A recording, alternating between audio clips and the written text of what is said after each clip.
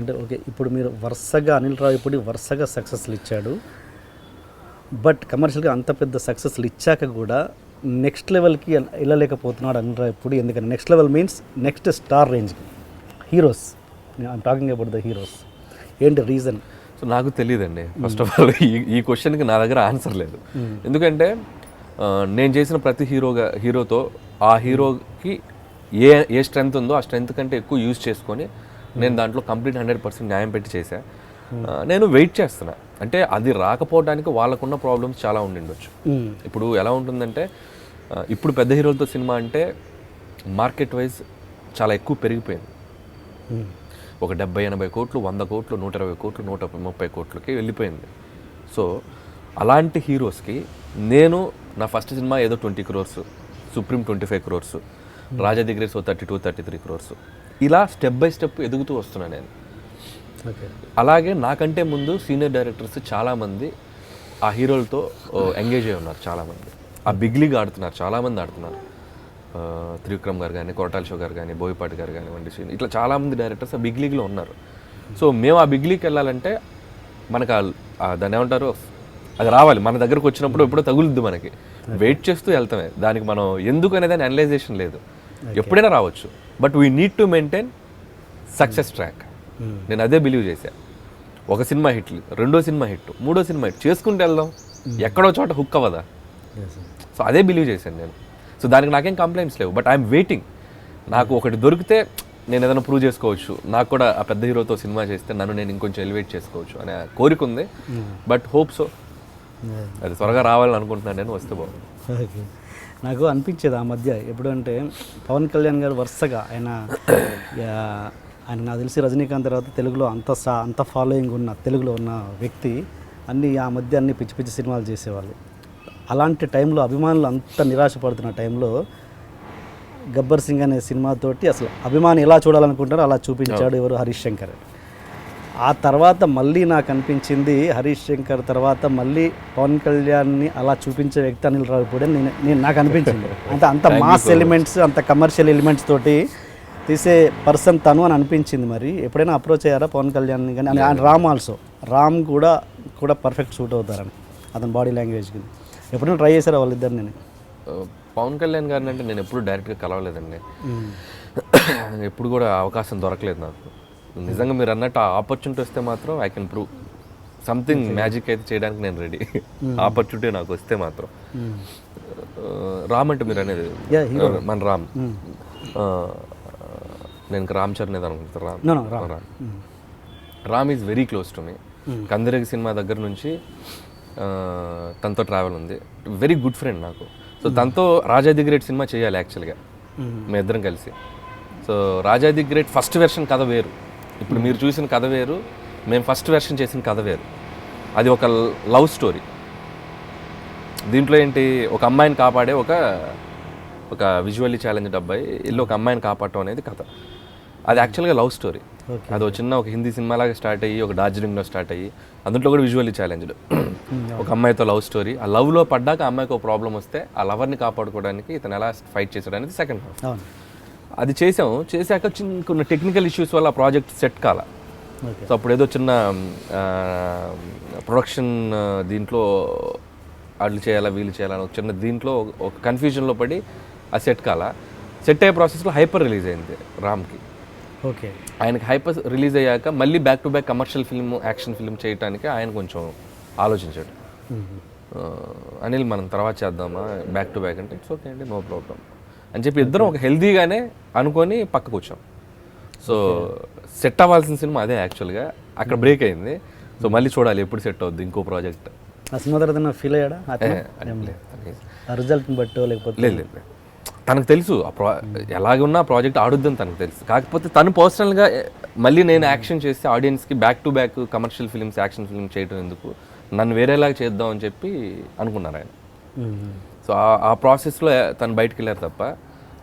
So దానికి తనే లేదు, చాలా హ్యాపీ ఫీల్ అయ్యారు. రిలీజ్ అయ్యాక ఫోన్ చేసి మాట్లాడారు రవికిషోర్ గారు కానీ, రామ్ కానీ, ఆయన చాలా బాగా మాట్లాడారు.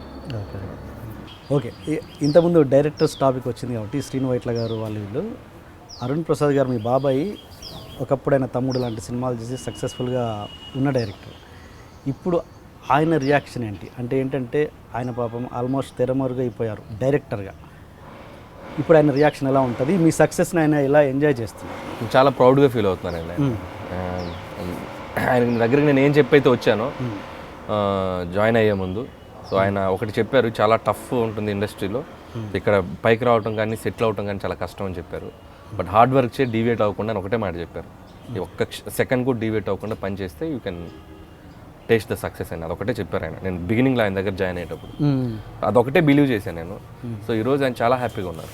నేను రీసెంట్గా కూడా ఒక 1 month బ్యాక్ కలిశాను. So is very happy. నా ప్రతి ఫిలిం చూస్తారు, ఫోన్ చేసి మాట్లాడుతారు. F2 ఇంకా నేను మాట్లాడలేదు, చూసుంటారు, ఇంకా చేయాలి. ఓకే, చేసి మాట్లాడాలి, చూసుంటారు నాకు తెలిసి. Very happy. Okay okay. బాబాయ్ అంటే మా అమ్మ వాళ్ళ మేనత్త కొడుకు, అంటే మా అమ్మ ఫాదర్ సిస్టర్ కొడుకు. ఓకే. సో అలా. Okay okay. అంటే డైరెక్టర్స్ అనేవాళ్ళు నాకు తెలిసి 2 రకాలుగా ఉంటారు. ఒకటేమో తనకు నచ్చింది తీసుకుంటూ పోవడం, అది సిట్టా ఫ్లాపా పక్కన పెట్టి తనకు నచ్చింది తను సాటిస్ఫై అవుతే చాలు, ఆర్జీవి గారు లాగా తనకు నచ్చింది తీసుకుంటూ పోవడం. ఇంకొకరు తనకు నచ్చకపోయినా, తన కంటెంట్ ఇదైపోయినా కమర్షియల్ ఎలిమెంట్స్ జోడి చేస్తూ ప్రొడ్యూసర్ని సేఫ్టీగా ఉంచుతూ తనకు కొంచెం నచ్చకపోయినా గెటాన్ అవుతూ ఉండడం. ఈ రెండిట్లో మీరు ఏ టైప్ డైరెక్టర్? రెండోదే అండి, మొహమాటమే లేదు. రెండోదే అంటే ఒకటి నా ఇన్వెస్ట్మెంట్ అయితే, నేను పెట్టే రూపాయి అయితే నేను ఏమైనా చేయొచ్చు.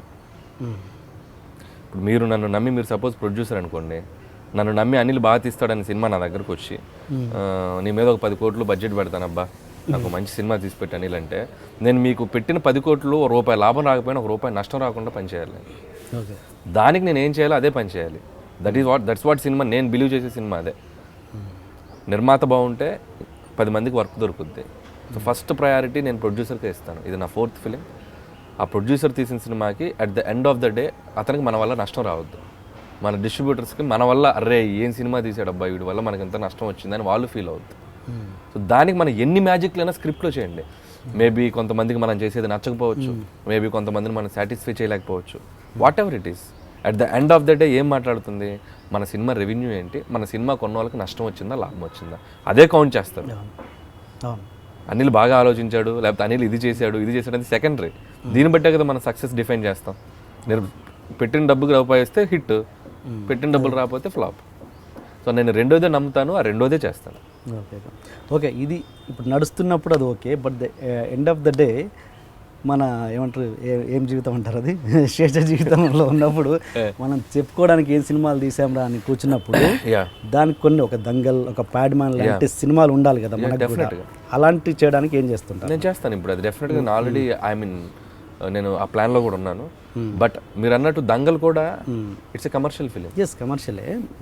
But way of treatment, way of acting, way of screenplay అనేది కొంచెం న్యాచురల్గా ఉంటుంది, రియలిస్టిక్గా ఉంటుంది.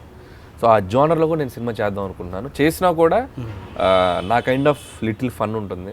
ఇప్పుడు మేబీ ఇలాంటి ఎగ్జాస్ట్ లౌడ్ ఫన్ ఉండకపోవచ్చు, బట్ ఆ సినిమాకి కావాల్సినటువంటి చిన్న ఫన్ ఎలిమెంట్స్ ఉంచుకుంటూ, బట్ అలాగే సిన్సియర్గా అటెంప్ట్ చేసి ఒక సినిమా చేయాలని ఉంది. బట్ సూన్ చేస్తాను అలాంటి సినిమా. మీరు అన్నట్టు లైబ్రరీ అన్నారు కదా, సో నేను ప్రతి సినిమాకి అది ఫిక్స్ అయ్యే చేస్తానండి. నేను తెలుసో తెలియకో సంగీతం శ్రీనివాసరావు గారిని కొంచెం ఎక్కువ ఫాలో అవుతుంటాను. ఓకే. ఎక్స్పెరిమెంట్ చేసిన డైరెక్టర్ అయినా at the same time experiments కమర్షియల్గా అందరికీ రీచ్ అయ్యేలా చేశాడు చాలా ఫిలిమ్స్. ఒక విచిత్ర సోదరులు అనే సినిమా ఒక మరగుజ్జు పాత్ర పెట్టి పక్కా కమర్షియల్ ఫార్మాట్లో తీశారు సినిమా. ఒక రివెంజ్, ఫాదర్ని చంపిన రివెంజ్ని ఒక చిన్న బాబు ఎలా మరగుజ్జు కమలాసన్ ఎలా రివెంజ్ తెచ్చుకుంది, అంతకు మించిన ఫార్మాటే ఉంది. సో నేను అది బిలీవ్ చేస్తాను. దానికి ఆ ఐడియా నుంచి నేను రాజా ది గ్రేట్ తీసుకున్నాను. ఒక డిజేబుల్ని ఏదైనా చేయగలడు అనేది, మనం ఎక్కడో చోట మన ముందున్న మహానుభావులు చాలా చేశారండి సినిమాలో. మనం పెద్ద కష్టపడక్కర్లా. క్రియేటివిటీకి ఇప్పుడున్న దీనికి to be Frank 50s, 60s, 70s, 80s, 90sలో చాలామంది డైరెక్టర్స్లో ఎక్స్పెరిమెంట్స్ బోల్డ్ చేసేసారు. మనం కరెక్ట్గా చూసుకుంటే అలాంటి జోనర్స్ కొన్ని పిక్ చేసుకుంటే మంచి సినిమా చేసుకుంటూ వెళ్ళిపోవచ్చు. సో నేను సంగీతం గారిది కొంచెం ఫాలో అవుతుంటాను.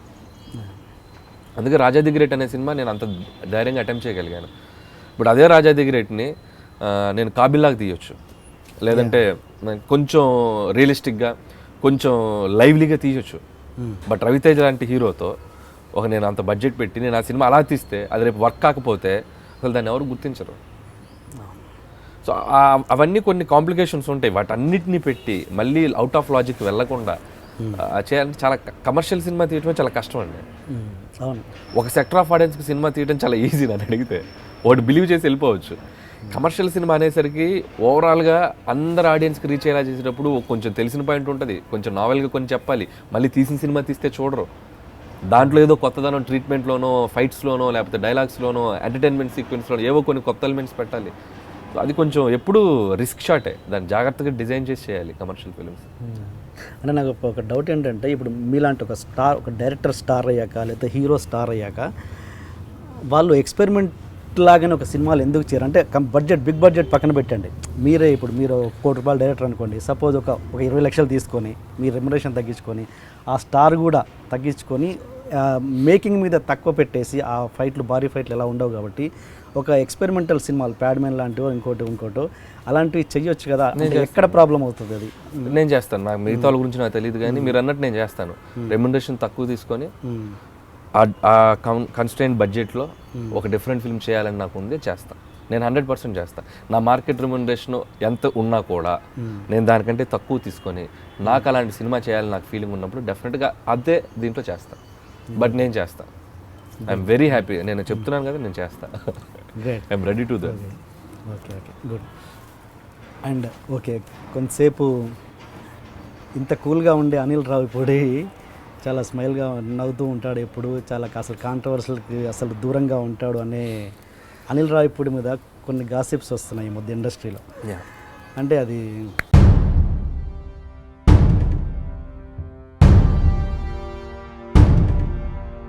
అన్నది ఒక డిస్కషన్ నడుస్తుంది, ఏంటి రీజన్?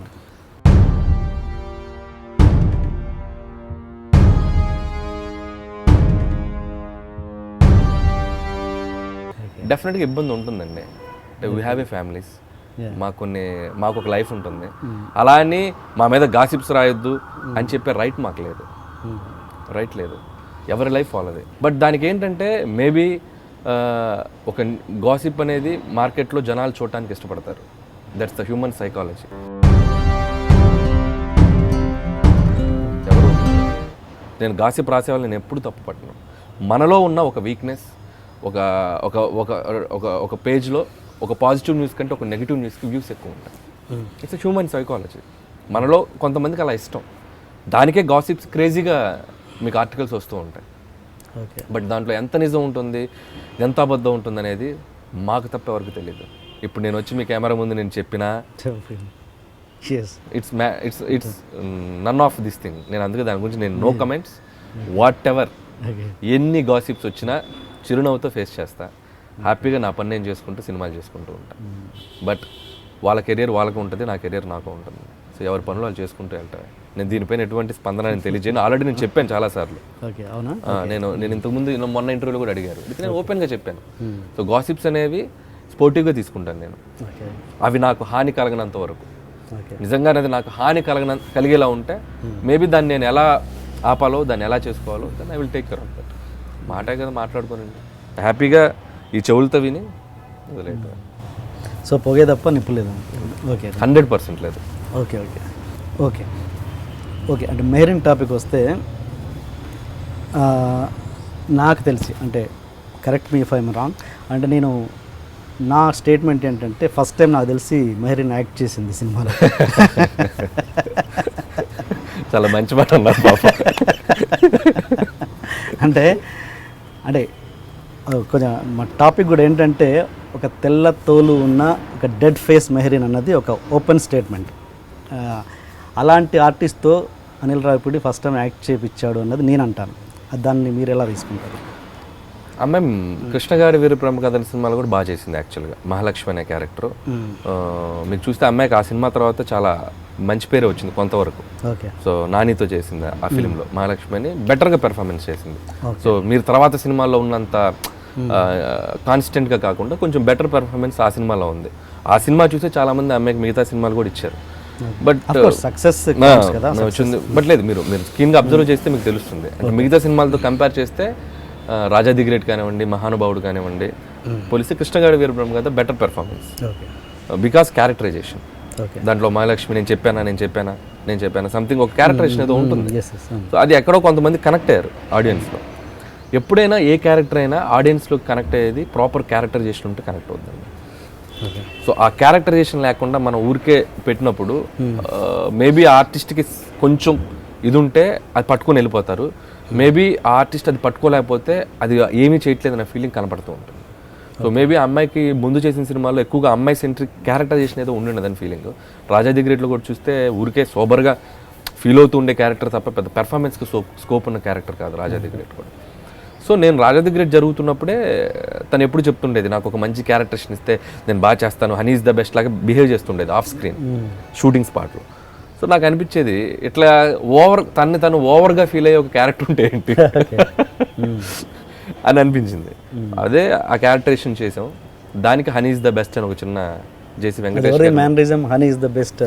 అది రాజా ది గ్రేట్లో ఒక చిన్న పాప షూటింగ్కి వచ్చి డైలీ వచ్చి అంకుల్ గుడ్ మార్నింగ్ అని చెప్పి హనీ ఈజ్ ద బెస్ట్ అని చెప్పి ఏదో టిపికల్గా ఉంది అని చెప్పి ఆ అమ్మాయి మేనరిజమే కొట్టేసాం. పాపం స్టేజ్ మీదకి పిలిచి నిన్ననే సక్సెస్ మీట్లో పైకి పిలిచి అనౌన్స్ చేశాను నేను. సో ఇన్స్పైర్ వచ్చిందా తను? Okay okay. అండ్ మీ సినిమాలకి టైటిల్స్ ఏంటి అసలు? నాకు తెలిసి ఇప్పటివరకు ఒక తెలుగు టైటిల్ కూడా పెట్టలేరు, ఏంటి రీజన్? నేను అంత నిజంగా లేవు కదా. Correct, Pataas, Supreme, Raja the great, F2 కరెక్టే. ఈసారి పెడతానండి ఈ కంప్లైంట్కి. నా దగ్గర ఆన్సర్ లేదు. ఓ తెలుగు టైటిల్ పెట్టాలి, అవసరం ఉంది. అంటే కొంచెం సుప్రీం అనేది కారు పేరు, అది అలా అయిపోయింది. పటాస్ అంటే చిన్న క్రాకర్ అనుకుని అది పెట్టేసాం. రాజా ది గ్రేట్ అంటే ఓకే, అది ద గ్రేట్ ఇంగ్లీష్ చెప్పింది. F2కి ఫన్ అండ్ ఫ్రస్ట్రేషన్ ఛాన్స్ దొరకలే. కరెక్టే, దీనికి సంక్రాంతి అల్లుళ్ళు అని చెప్పి ఒకటి పెట్టాం కానీ బట్ మెయిన్ టైటిల్ F2ఏ. సో నెక్స్ట్ సినిమాకి దీన్ని తీవ్రంగా పరిగణలోకి తీసుకొని TNR గారి కోరిక మేరకు తెలుగు టైటిల్ పెడతాను నేను. Good, very good.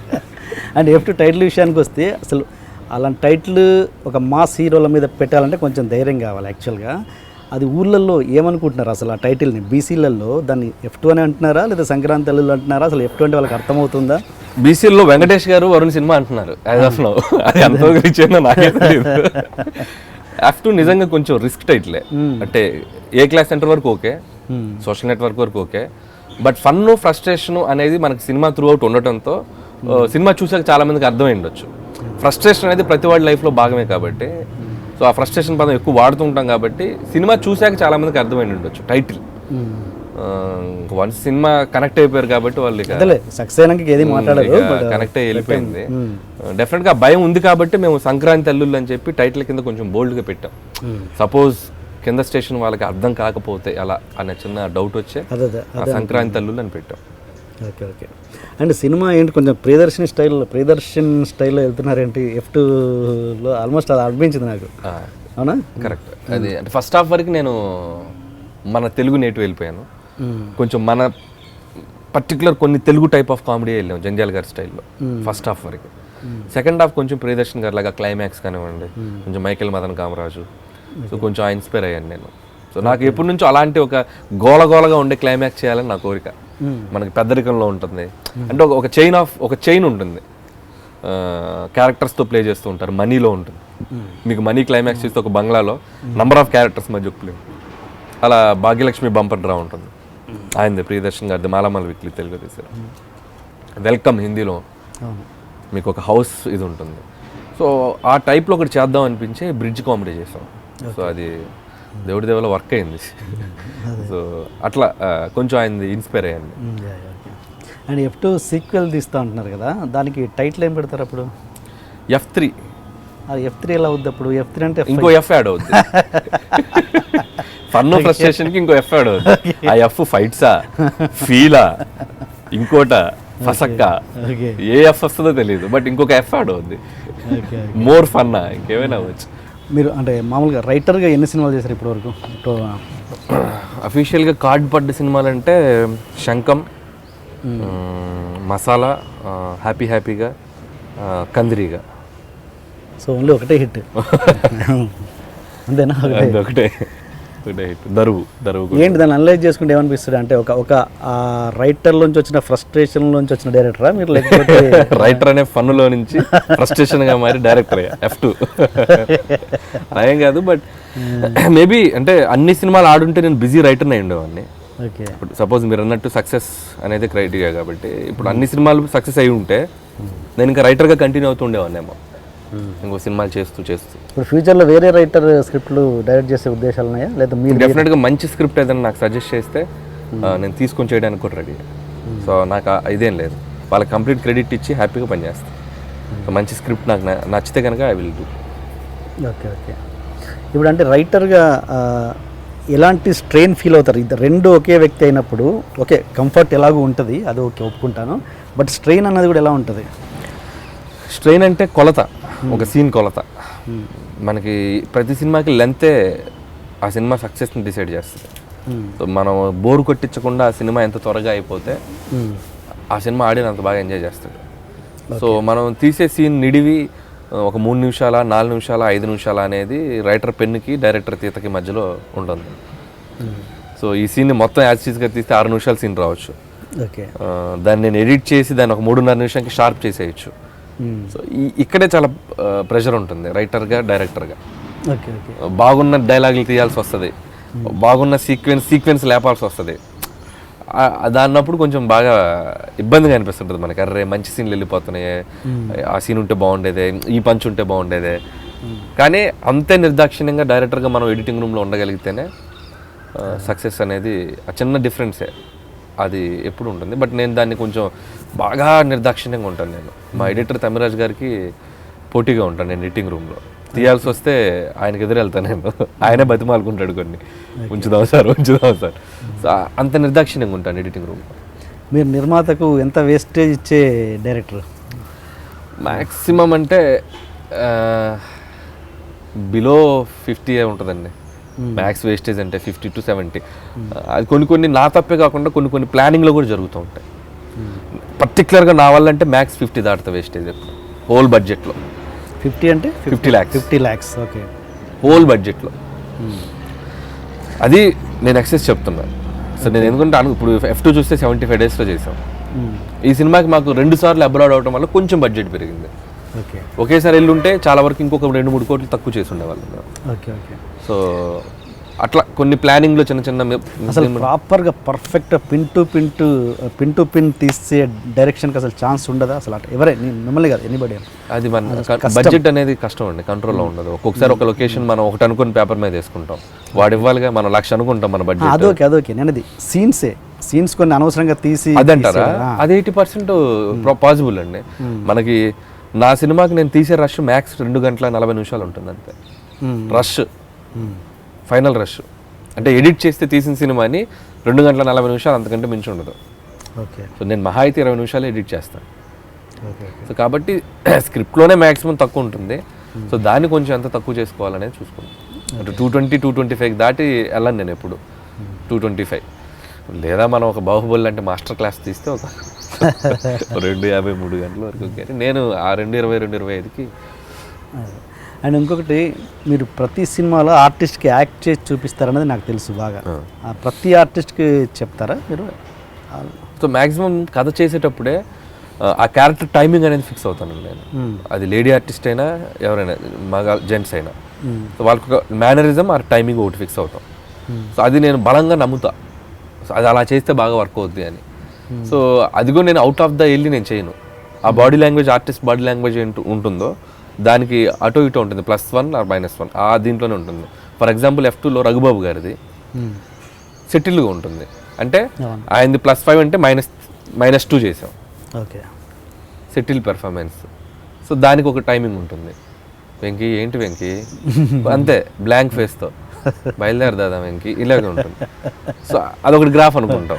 ప్రగతి గారిది +3, ఆవిడ జనరల్గా చేసి దానికంటే ఒక 3 ఎక్కువ చేపిద్దాం, ఏందయ్యా ఇలా ఉంటుంది మీటర్. సో అవి తీసుకుంటాం కేర్. సో ఆ బాడీ లాంగ్వేజ్ ఎలా చేస్తే బాగుంటుంది ఏంటి. కానీ ఇలా డైరెక్టర్ మొత్తం అందరికి ఆర్టిస్ట్కి యాక్ట్ చేసి చూపించడం వల్ల ఒక ప్రమాదం ఉంది కదా, మొత్తం సినిమా అంతా అనిల్ రావు ఇప్పుడే కనపడతాడు. లేదుగా మీకు F2 చూసినప్పుడు అలా అనిపించిందా? అనిపించలేదు. బట్ అలాంటి ప్రమాదం ఉందంటే అందరూ ఒకలా చేస్తే ప్రమాదం ఉంటుంది, అందరూ డిఫరెంట్గా చేస్తే ప్రమాదం ఉండదుగా. నేను అదే అంటుంది. నేను ప్రగతి గారికి చేస్తే నేను ప్రగతి గారిదే +- చేస్తున్నాను, కానీ రఘుబాబు గారి తెచ్చి ప్రగతి గారికి నేను పెట్టట్లేదు. రఘుబాబు గారిది చేస్తే రఘుబాబు గారిదే +- ఉంటుంది తప్ప మళ్ళీ రఘుబాబు గారిది ఆలీ గారి టైమింగ్ నేను పెట్టను. ఓకే. మీకు అందరి టైమింగ్ ఒకటే ఆర్టిస్ట్ చేస్తే మీరు అన్నట్టు అదే వస్తుంది. నేను ఎవరి టైమింగ్ వాళ్ళకే అడ్జస్ట్ చేస్తుంటా అంతే. వాళ్ళకి చూనే అడ్జస్ట్ చేస్తుంటా. జేపీ గారిది రాయాలంటే జేపీ గారి టైమింగ్కి వెళ్ళి రాస్తాం. జేపీ గారిది బ్రహ్మానందం టైమింగ్ రాస్తే మిస్ ఫైర్. ఓకే. సో అలా వాళ్ళ టైమింగ్ ఏదో పట్టుకొని దానికే రాయాలి. మళ్ళీ నా టైమింగ్ అందరి మీద రుద్దిన ప్రమాదం. మీరు అన్నట్టు అందరూ ఒకలా కనపడతారు, అందరూ ఒకలా మాట్లాడతారు, అందరి డిక్షన్ ఒకలా ఉంటుంది. ఓకే. నేనే ఒకటి ఫిక్స్ అయ్యి అందరికి ఒకటి ఫిక్స్ చేస్తాను. సో అది నేను అసలు ఎప్పుడు మీరు ఏ సినిమాలో చూసుకోండి 4 సినిమాల్లో అది ఎక్కడ జరగదు. ఓకే. ఓకే. పర్టికులర్ క్యారెక్టర్కి పర్టికులర్ టైమింగ్ వాళ్ళ దానికి తగ్గట్టు సెట్ చేశాను. ఓకే. ఓకే. నాకు ఇంతకుముందు మాట్లాడుతుంటే గుర్తొచ్చింది మీ ఫస్ట్ సినిమా పటాస్. పవన్ కళ్యాణ్ గారి టాపిక్ వచ్చింది కాబట్టి ఆ సినిమా పవన్ కళ్యాణ్ గారు చేసి ఉంటే ఎలా ఉండేదని. చేస్తుంటే డెఫినెట్గా అదొక వేరే టైప్ ఆఫ్ సినిమా అయి ఉండేది. బట్ టు బీ ఫ్రాంక్ చేయలేదు కాబట్టి సో నాకు అవకాశం ఇచ్చిన కళ్యాణ్ రామ్ గారికి ఆ సినిమా వచ్చినందుకు నాకు చాలా హ్యాపీ. ఎందుకంటే నేను ఎవరిని అంటే నా వెనక్కి తిరిగి చూసుకుంటే పటాస్ లేకపోతే ఈరోజు నేను సుప్రీం లేదు, రాజాది గ్రేట్ లేదు, F2 లేదు.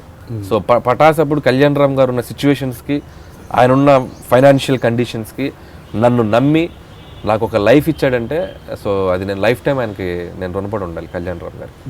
సో అప్పుడు ఓం తర్వాత సినిమా అది. సో ఆ టైంలో వాళ్ళు సినిమా ప్రొడక్షన్ కూడా చెయ్యాలా లేదా అన్న ఒక 50-50లో ఉన్నారు వాళ్ళు. కేవలం నాకు మాట ఇచ్చారు, నీ కథ నచ్చింది, నీ సినిమా ఎవరు తీపినా నేను ప్రొడ్యూస్ చేస్తా అని చెప్పారు కళ్యాణ్ రామ్ గారు. సో మాట ఇచ్చాడు, నమ్మి ఆ సినిమా తీశారు. సో నాకు అది అందుకే నేను ఎన్నిసార్లు వెనక్కి తిరిగి చూసుకున్నా పటాస్ అనేది ఇట్స్ మై అడ్రస్. సో అది నేను వేరే ఎక్స్కేల్ ఆలోచించను. సో నాకు ఛాన్స్ ఇచ్చింది కళ్యాణ్ రామ్ కాబట్టి ఐఎమ్ వెరీ హ్యాపీ. సో అది ఆయనకు చేసినందుకు. అండ్ ఇంతకుముందు నెక్స్ట్ రేంజ్ స్టార్స్కి ఎందుకు వెళ్ళలేకపోతున్నారు అనిల్ రావిపూడి అన్నదానికి ఇక్కడే ఇప్పుడు సపోజ్ పటాస్ చేశారు, డెఫినెట్గా ఎంతో కొంత ఎన్టీఆర్తో మీకు సాన్నిహిత్యం ఏర్పడి ఉంటుంది. అప్పుడే తెలిసి ఉండాలిగా అనిల్ రావిపూడి స్టఫ్ ఏంటన్నది అక్కడే తెలిసి ఉండాలిగా ఒక స్టార్ అయిన ఎన్టీఆర్కి. అలా ఎందుకు కుదరవు సినిమాలు, అక్కడ ఎందుకు ట్యూన్ అవ్వవు? తారక్ గారు అప్పుడు వచ్చి కలిసి చాలాసార్లు మేము ఈవినింగ్ టైమ్స్లో కలిసేవాళ్ళం. సో తారక్ గారు ఎప్పుడు పాయింట్ చెప్పమనేవారు నాకు వచ్చి. బేసిక్గా ఆ టైంకి ఆయన సినిమా ఏదో ప్యారలల్గా జరుగుతూ ఉంటాము అంటే కుదరలేదు టైం నాకు. తర్వాత నేను రాజా దగ్గర టైంలో నేను తారక్ గారిని కలిశాను, ఆయనకు ఒక పాయింట్ చెప్పాను, కథ చెప్పాను. అప్పుడు జైలవ్ కుష బాబీ జరిగింది పక్కన. సో నేను వెళ్ళి అంటే ఆ బిలీఫ్ ఉండబట్టేగా వాళ్ళు వచ్చి ఒక గంట కథ వినాల్సిన ఇది ఉండేది కాదు కదా. తారక్ గారు పిలిచి కథ విన్నారు, తనకు ఒక పాయింట్ అది ఒక రేంజ్కి నచ్చింది. నేను అప్పుడు ఏమన్నారంటే ఆయన నాకు ఒక 1.5 hour నరేషన్ అడిగారు.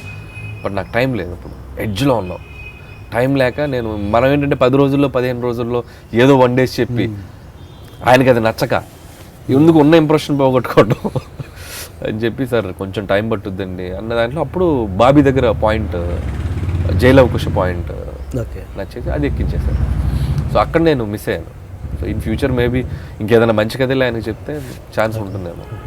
మీ డ్రీమ్ హీరో ఎవరు? అంటే ఎవరితో పనిచేయాలని నాకు స్వార్థం ఎక్కువ అండి. అందరితో చేయాలని ఉంది. మహేష్ బాబు గారితో చేయాలనుంది, ఎన్టీఆర్ గారితో చేయాలనుంది, చరణ్ గారితో చేయాలనుంది.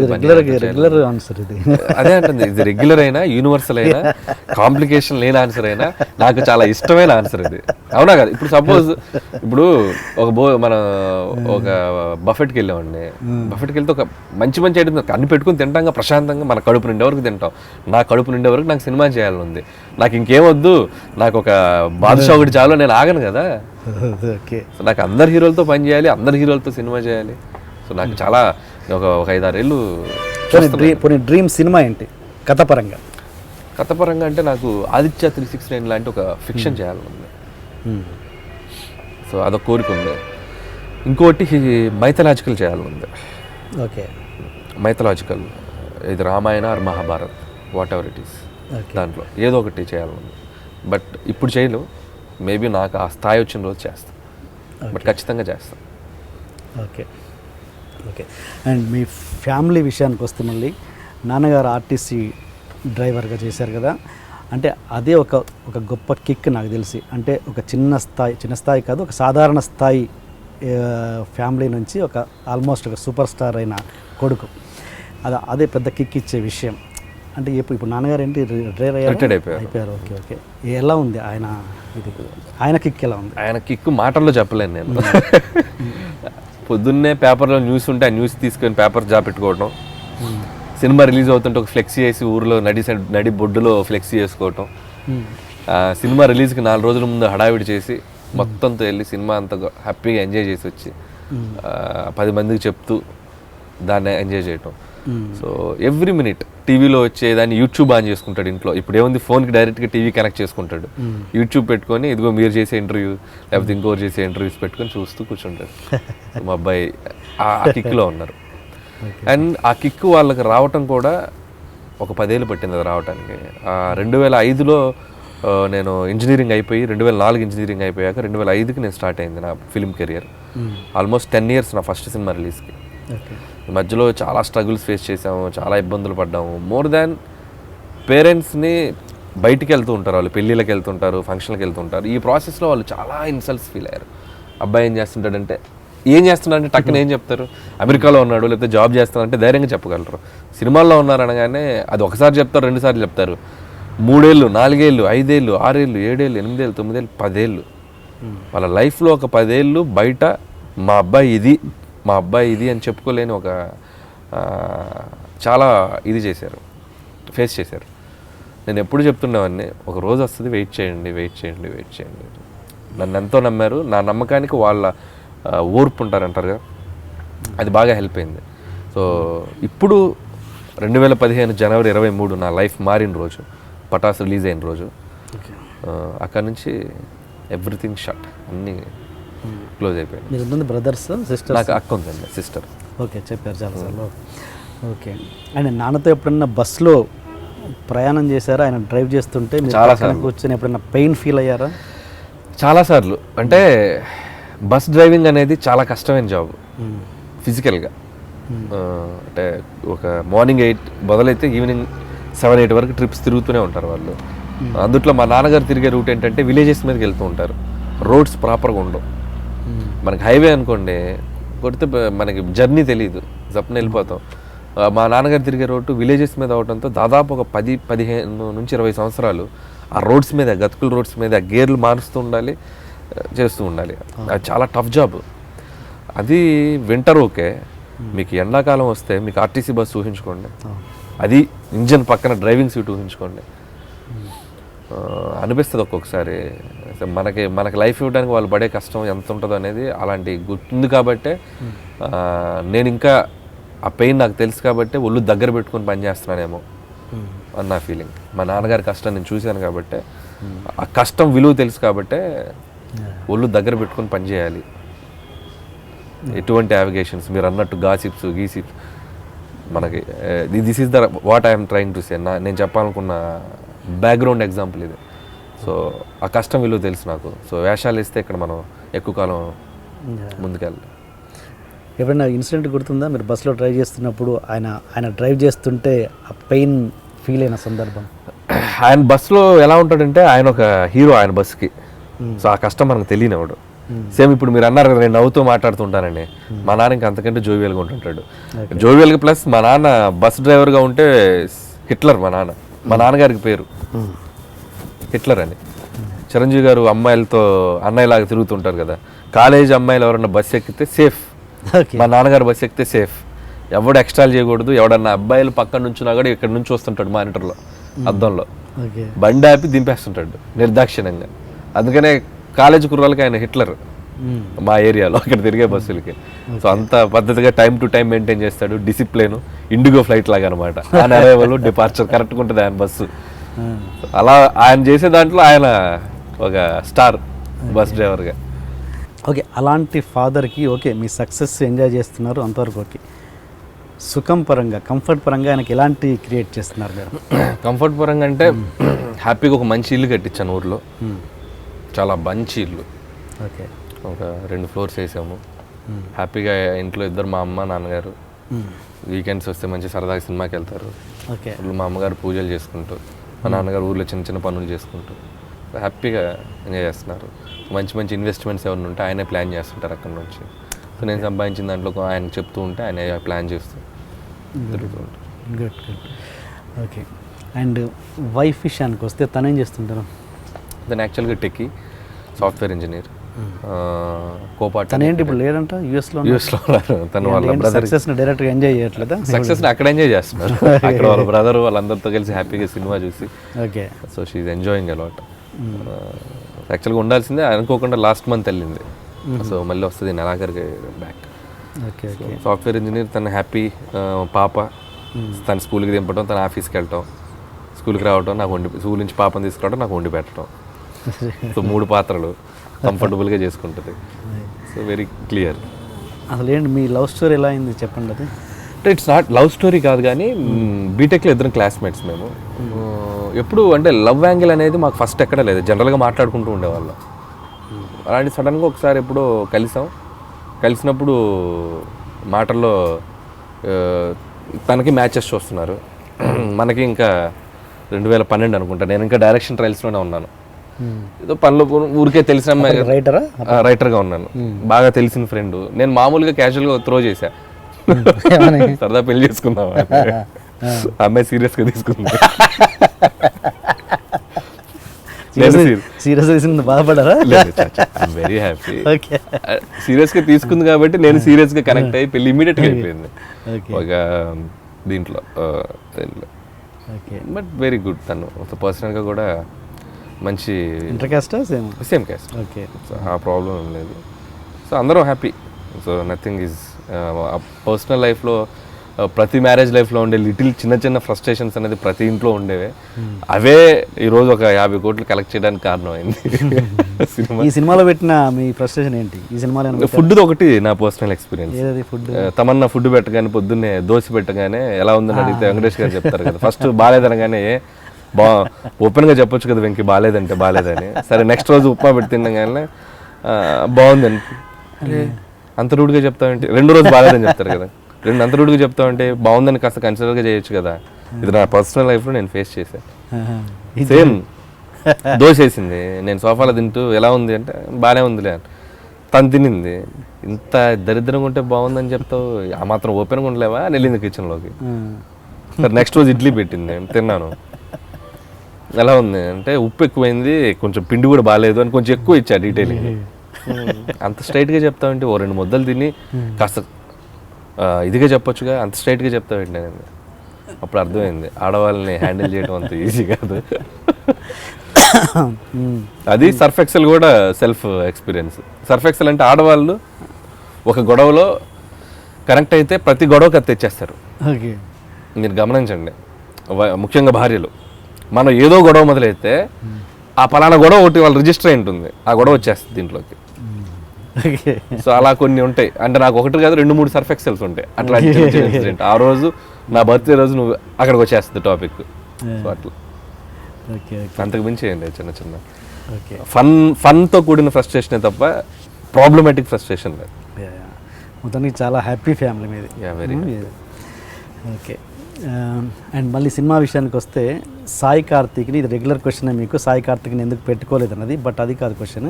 సాయి కార్తీక్ పెద్ద కాంపౌండ్లలో ఎందుకు పడలేకపోతున్నాడు అన్నది మీ ఎక్స్పీరియన్స్ ప్రకారం, మీ ఫ్రెండ్షిప్ ప్రకారం చెప్పండి. నాకు అది కన్ఫ్యూజన్గానే ఉంది ఇప్పుడు కూడా. బేసిక్గా తన సౌండింగ్ బాగుంటుంది, బ్యాక్గ్రౌండ్ మ్యూజిక్ చాలా బాగా కొడతాడు. ఎక్కడో ఒక పెద్ద హీరో సినిమా ఒకటన్నా పడాలి. ఫర్ ఎగ్జాంపుల్ మణిశర్మ గారికి పడిందిగా రాజాది గ్రేట్. అంటే ఇంకా రవితేజ గారికి అక్కడి నుంచి వెళ్ళాక ఇంకా వీళ్ళు బన్నీ గారు కానివ్వండి, చరణ్ గారు కానివ్వండి, ఈ దీనికి వెళ్ళాలంటే మణిశర్మ గారికి చూస్తే బావగారు బాగున్నారు అనేది ఇనీషియల్ డేస్లో ఒక పెద్ద సినిమా పడిపోయింది. చిరంజీవి గారు లాంటి హీరోతో మణిశర్మ గారు కొడితే మామూలు కాలేదు అప్పుడు మ్యూజిక్ స్టార్. సో అలా ఎక్కడో చోట మ్యూజిక్ డైరెక్టర్కి ఒక పెద్ద సినిమా పడాలి. మీకు తమన్ గారికి కానీ, దేవి గారికి కానీ వాళ్ళకి స్టార్స్ దొరికాయి, స్టార్స్ సినిమాలు పడిపోయినాయి, వాళ్ళు ప్రూవ్ చేసేసుకున్నారు. ఇంకంతే, వెనక్కి తిరిగి చూసుకునే పరిస్థితి లేదు. కార్తీక్ అలా ఒక పెద్ద సినిమా పడలేదని నా ఫీలింగ్. ఒక్కటి పడితే తనకి ఎలా పట్టుకుంటాడో మరి ఎలా సెట్ అవుద్దో తెలియదు, కానీ ఒక్క సినిమా పడితే తను ప్రూవ్ చేసుకోగలడు. సో మేబీ ఆ ఛాన్స్ తనకు దొరకలేదు, అన్లక్కీ అంతే. But talent wise is very good, తను మంచి టాలెంటెడ్. ఓకే.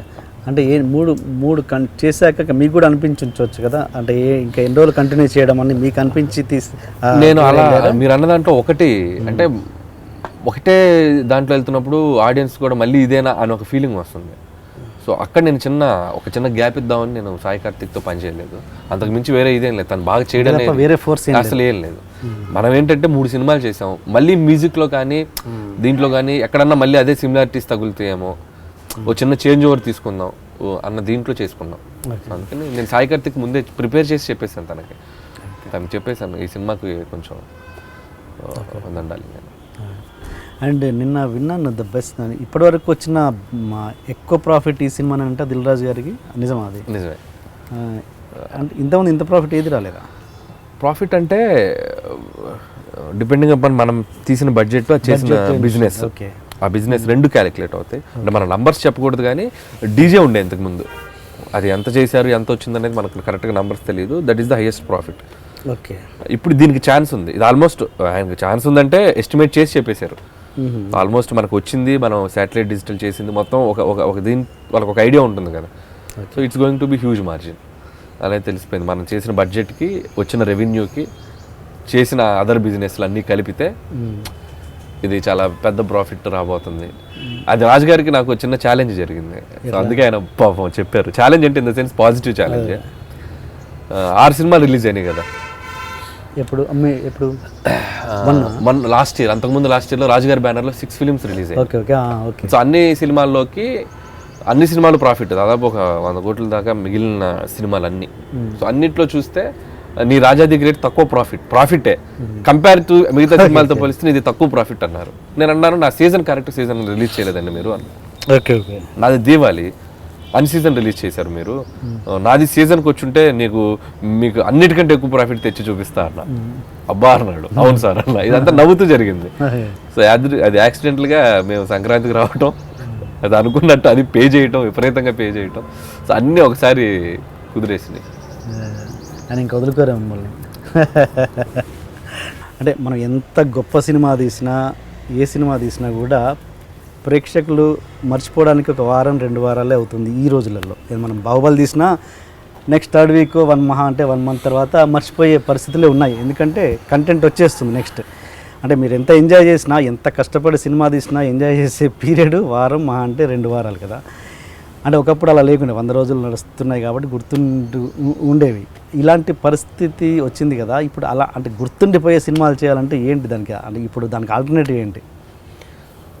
అంటే గుర్తుండాలి అసలు ఈ సినిమా, ఇంకా అసలు పాత సినిమాలాగా గుర్తుండిపోవాలి, 1 సంవత్సరం అంతా గుర్తుండాలంటే ఏం చేయాలి? గుర్తుండిపోయే సినిమాలు అంటే సినిమాలు తీయట్లేదని కదా. బాహుబలి గొప్ప సినిమా కాదని ఎవరన్నా గారు, నేను అనేది అదే కదా. బాహుబలి లాంటి సినిమా తీసినా కూడా 1 month తర్వాత మళ్ళీ నెక్స్ట్ ఏంటి అంటున్నారు. ఇంకా అది మీరు ఇప్పుడు ఒకప్పుడు సినిమాకి ఇప్పుడు సినిమాకి చాలా మార్పులు వచ్చేసినాయండి. ఒకప్పుడు సినిమా అనేది మనిషికి మన లైఫ్ స్టైల్లో చాలా ఇంపార్టెంట్ పాత్ర పోషించింది సినిమా. ఫర్ ఎగ్జాంపుల్ శంకరాభరణం కానీ, స్వాతి ముత్యం కానీ, అట్ ది సేమ్ టైం బొబ్బిల్ రాజా వచ్చినాడు, గ్యాంగ్ లీడర్ వచ్చినాడు, ఘరానా మోడ్ వచ్చిన, ఎనీ జోనర్ సినిమా అంటే మనం మార్నింగ్ షోకి వెళ్ళి చూసేద్దాం అని ఆ సినిమాతో ఎక్కువ కనెక్ట్ ఉండేది, ఎక్కువ ట్రావెల్ ఉండేది, మనకి ఎక్కువ దాని మీద డిస్కషన్ చేస్తూ ఉండేవాళ్ళం. ఇప్పుడు రాను ఏమైపోయిందంటే సో మెనీ ఆప్షన్స్ అయిపోయినాయి. అమెజాన్ వచ్చింది, నెట్ఫ్లిక్స్ వచ్చింది, సోషల్ నెట్వర్క్లో డైవర్షన్స్ ఎక్కువైపోయినాయి. అంటే మనకున్న ప్రయారిటీ లిస్ట్లో సినిమా అనేది చాలా వరకు తగ్గుతూ వచ్చేసింది. ఇలాంటి స్టేజ్లో మనం గుర్తుండిపోయే సినిమా ఇచ్చినా వాళ్ళు గుర్తుంచుకునే పరిస్థితిలో లేరు. సో కాబట్టి ఆ ఆప్షనే లేదు మనకి ఇప్పుడు. కాబట్టి మీరు అన్నట్టు 3 నెలలు గుర్తుంచుకున్నారంటే అద్భుతమైన సినిమా అని, అదే బాహుబలి. నాకు తెలిసి బాహుబలి ఇంకొంచెం ఎక్కువ గుర్తుంచుకుండొచ్చు, ఇంకా ఎక్కువ కాలం గుర్తుంటుంది. బట్ మీరు అన్నట్టు ఆ జనాల మైండ్ సెట్లో కూడా మిగతా ఇవి ఎక్కువ స్పేస్ ఆక్యుపై చేసేసి సినిమాకున్న గుర్తుపెట్టుకోవాల్సిన ఇంపార్టెన్స్ కొంచెం తగ్గిపోయింది. సో ఆ టైంకి వచ్చి ఆ సాటర్డే సండే మనం ఎంటర్టైన్ అయ్యామా, వెళ్ళామా అంతే. నెక్స్ట్ వాళ్ళ లైఫ్లో వాళ్ళు చాలా బిజీగా అయిపోయారు. ఓకే అండి, ఇంటర్వ్యూ ఫినిష్ అయింది. ఫైనల్గా మన ఇమిటేషన్ అండ్ మిమిక్రీ రౌండ్ అది ఏదో చేసేస్తే ఏం చేయాలబ్బా, ఎట్లా ఎవరిది చేయాలి నాకేం తెలుసు. ఇప్పుడు నాకు ఇది అవసరం అండి, దేంట్లో మాస్టర్ ఇప్పుడున్న ట్యాగులు చాలు, మళ్ళీ ఇదొక ట్యాగ్ అవసరం, మళ్ళీ దీన్ని బట్టి అనిల్ ఇంకోటి బాగుంటుంది చేయండి. ఒకసారి ప్రాపర్గా రా. పర్లే చేయండి. ఆల్రెడీ రావుగోపాలరావు ఇక్కడ చూశాను, బట్ అది వద్దు ఇంకా రిపీట్. అది ఎవరికి తెలియదండి, మీరు చూసింది ఎవరు చూసి ఉంటారు, అదే చేద్దాం. లేదు వద్దు కాదు కదా, ఎవరు చూసి ఉంటారు, పర్లేదు. ఇది ఇంకా ఎక్కువ మంది చూస్తారు కదా. నాకు వేరే అంత బాగా రావు, ఆయనదే బాగా వస్తుంది. నాకు ఫ్రెష్ ఫీలింగ్ ఉండాలి కాబట్టి అది చేసిన తర్వాత ఆయన చేద్దాం మళ్ళీ. ఇంకెవరు ఉన్నారు, ఏమయ్యా అని మోహన్ బాబు గారు చెప్పచ్చు. అరిస్తే కరుస్తా, కరిస్తే చరుస్తా, చరిస్తే సంథింగ్ అలాంటి. అంటే ఓకే, రెగ్యులర్ విని ఉన్న వాయిస్లు వద్దు, కొంచెం రెగ్యులర్ ఏదన్నా. నాకు శ్రీనివాస్ రెడ్డి దగ్గర సిఎస్ఆర్ది బాగా చేస్తుండేవాడు, ఆయన దగ్గర ఒకటి సిఎస్ఆర్ గారిది ఉండేది కదా. ఆమెను పాచిక వేసినచో ద్రౌపదిని మనము ఏదో సంథింగ్ అలా వస్తుంది, సంథింగ్ అదొకటి. అలా కాకుండా మామూలుగా పర్సన్స్ ఓకే, ఆర్టిస్టులను ఫెమిలియర్ పర్సన్ కాకుండా మన సెట్లో ఇమిటేట్ చేయడం అలాంటి బాగా చేస్తుంటారంట. సెట్లో వాళ్ళనే, అది మీకు వాళ్ళు ఎవరో తెలియదు కదా పర్టికులర్గా ఎవరో వాళ్ళు ఎంజాయ్ చేస్తారు. ఓకే సరే, ఓకే ఆర్టిస్ట్ చేయండి. లేండి పోనీ ఒక మంచి ఆర్టిస్ట్ అనిల్ రావిపూడి అని చెప్పడానికి ఏదైనా ఒక జనరల్ సీన్. అప్పుడు మీకు ఒక స్టోరీ నరేషన్ ఇవ్వాలి, ఒక సీన్ స్టోరీ నరేషన్ ఇస్తే మీకు అర్థం అవుతుంది, సీన్ చెప్పగలుగుతుంటే అది అర్థం అవుతుంది. ఇంకేం తట్టట్లేదు ఏంది సెట్లో మామూలుగా స్క్రిప్ట్ డిస్కషన్ అప్పుడు హీరోకి కానీ హీరోయిన్ కానీ చెప్తున్నప్పుడు ఫుల్గా యాక్ట్ చేసే అరుపులేనా? అట్లా అంటే ఆ మీటర్ ఎంత ఉందో అంతే చెప్తాం. ఇప్పుడు వెంకటేష్ గారిది చెప్పాలంటే మనకు అన్నపూర్ణమ్మ గారితో ఉంది, ఆ డైలాగ్ మీరు చూసింటారు. అది మన నరేషన్ లో కూడా అదే ఉంటుంది, ఊరికే ఇంట్లో కూర్చోపోతుంది. చెప్పండి అన్నపూర్ణమ్మ గారిదే. నేను అన్నపూర్ణమ్మ గారు అట్ట పిల్లని కాల్చుకు తినకపోతే దాని కడుపులో కాయగా ఆయించవచ్చుగా అంటే అన్నపూర్ణమ్మ అంటే. అప్పుడు వెంకటేష్ గారు అంటారు 24 గంటలు నాకు కొంపలు ఏడుస్తుంటే కాయ ఎక్కడ కాస్తే నీ తలకాయ అంటారు. స్ట్రెస్సింగ్స్, కాయ తలకాయ అలాంటివి. సరే రావుగోపాలరావు గారు చెప్పండి, ఇంకా లేదు కాబట్టి ఆల్టర్నేటివ్. రావుగోపాలరావు గారిది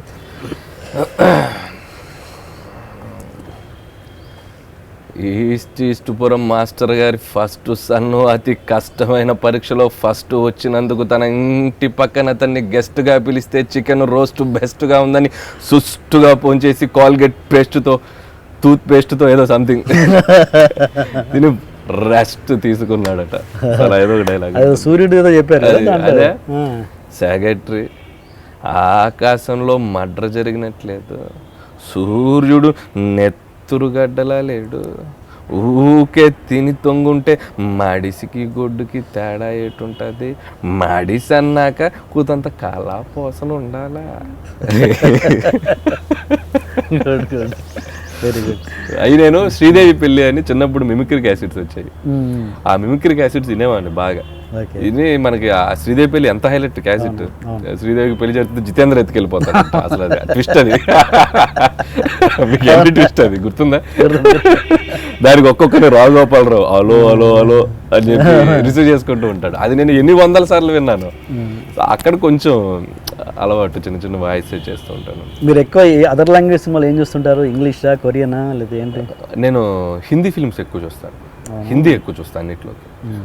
సో ఫస్ట్ నుంచి కూడా హిందీ ఫిల్మ్స్ ఎక్కువ చూస్తాను, తమిళ్ చూస్తాను, మలయాళం సెలెక్టివ్, ఏదైనా బాగుంది మనకి ఏదైనా కథకి హెల్ప్ అవుద్దంటే చూస్తాను. సో హిందీ తమిళ్ ఎక్కువ చూస్తాను. So after that English. English. So ఏంటి వాట్ నెక్స్ట్ ప్రాజెక్ట్? నెక్స్ట్ ఇప్పటికైతే ఏమి ఫిక్స్ అవ్వలేదండి. సో ఒకటి ఇందాక చెప్పాను కదా మీకు, ఒక డిఫరెంట్ జోనర్ అటెంప్ట్ చేస్తున్నాను. సో అదొకటి మైండ్లో ఉంది, ఒక లేడీ ఓరియంటెడ్ ఒకటి చేద్దాం అని ఉంది. సో అదొక డిఫరెంట్ జోనర్. ఇంత సక్సెస్ పీక్లో ఉన్నప్పుడు ఎక్స్పెరిమెంట్ లేడీ ఓరియంటెడ్ చేయడం ఎంతవరకు కరెక్ట్? అది ఎక్స్పెరిమెంట్ అవ్వదండి, 100% ఎక్స్పెరిమెంట్ అవ్వదు. ఓకే, మీరు ఇప్పుడు మీతో అన్నాను కదా, మీరు రేపు రిలీజ్ అయ్యాక చూడండి, that it should be A special film for me. అంటే ఏమన్నా హీరోయిన్ చెప్పారా లేదా? ఎవరికి చెప్పలా, సో అనుకుంటున్నా. అంటే ఇంత కమర్షియల్ పీక్లో సక్సెస్ అయినప్పుడు వేరే హీరోలు ఖర్చు ప్లేస్ ఉంటారు కదా, ఈ పాటికి ఆ ఛాన్స్ ఇస్తే ఐఎమ్ రెడీ.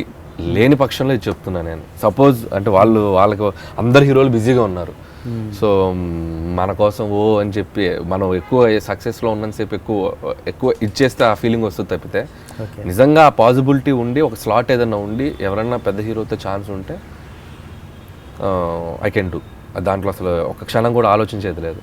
లేదు ఇంకా అది లేట్ అవుతుంది ఇప్పట్లో లేదు అనేది ఉన్నప్పుడు ఈ మధ్యలో ఏదన్నా ఒక డిఫరెంట్ కైండ్ ఆఫ్ ఫిలిం చేయాలి. అట్ ది సేమ్ టైం దాంతోపాటు F3 చేయాలని ఒక ఐడియా ఉంది. సో దీని తర్వాత చేస్తాం, ఇంకో సినిమా తర్వాత. సబ్జెక్ట్ రెడీ ఉందా F3కి? F3 ఐడియా జనరేట్ అయిపోయింది. సో మొన్ననే ఒక 2-3 డేస్ బ్యాకే అనుకున్నాను నేను. సో అదొక డిఫరెంట్ గోల, మళ్ళీ ఎఫ్కి ఏమైనా వచ్చిందా రాలేదా? వచ్చింది. ఎఫ్కి ఇంకా ఏం రాలా, బట్ క్యారెక్టర్స్ ఫిక్స్ అయ్యాం. క్యారెక్టరైజేషన్స్ డిఫరెంట్గా వెంకీ గారిది వారు ఉంది, ఒక డిఫరెంట్ కొన్నాం. ఇంకొక హీరోని యాడ్ చేస్తే బాగుండు అనుకుంటున్నాం. అది చూడాలి ఎవరు అవుతారు. వీళ్ళిద్దరు ఉంటూ ఇంకొక హీరోని ఎవరినైనా యాడ్ చేస్తే బాగుంటుందా అని ఒక ఐడియా ఉంది. ఇంకా ఏం ఫిక్స్ అవ్వాలి, ఇదంతా వేగ్గా అనుకున్నాం.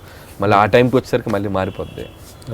యాజ్ ఆఫ్ నో ఇప్పుడు ఇవి ఆలోచిస్తున్నా. రేపు పొద్దున ఇంకొక 20 days తర్వాత 25 days తర్వాత ఇంకొకసారి మార్కెట్ అనలైజేషన్ చూసుకొని, మార్కెట్లో ఎలాంటి సినిమాలు వస్తున్నాయో చూసుకొని ఇంకొకసారి మళ్ళీ.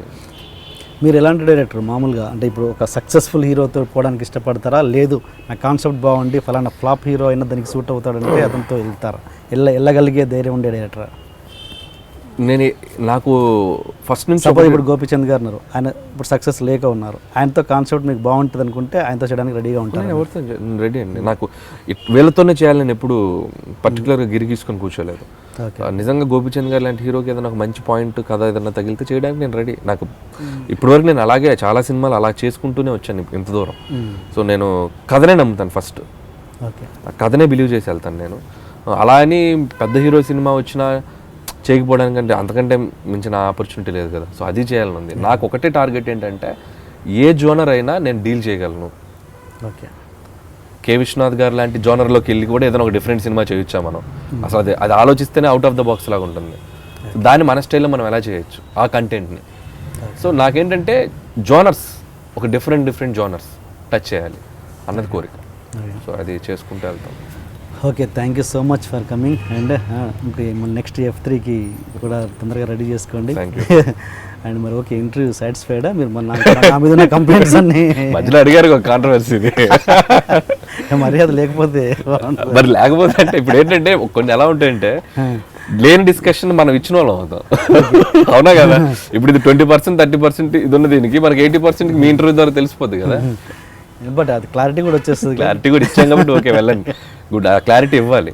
నాకు డౌట్ అండి, అసలు గాసిప్ అంటే మీనింగ్ ఏంటి? గాసిప్ పుకారు. సో పుకారుకి ఫ్యాక్ట్ కాదు కదా. అవునా కదా? పుకారు అంటే ఏదో ఎవరో అనుకుంటుంటే విన్న వార్తే కదా. సో అది ఫ్యాక్ట్ కానప్పుడు దాని గురించి మనం అదేలే అంతే. సో అందుకే గాసిప్స్ అంటే సినిమాలో మంచి ఎక్స్పోజింగ్ సాంగ్, ఎక్స్పోజ్ మీన్స్ అదే మసాలా సాంగ్స్ ఎలా ఉన్నాయో మా ఇంటర్లో కూడా కొన్ని మసాలాలు ఉండాలి కదా. అందుకే చెప్పా, లేకపోతే అది రాగానే ఎస్కేప్ అయ్యే వాళ్ళం కదా. ఏమీ లేదు కాబట్టి నీట్గా ఏముందో అది ఫ్యాక్ట్ మాట్లాడేది.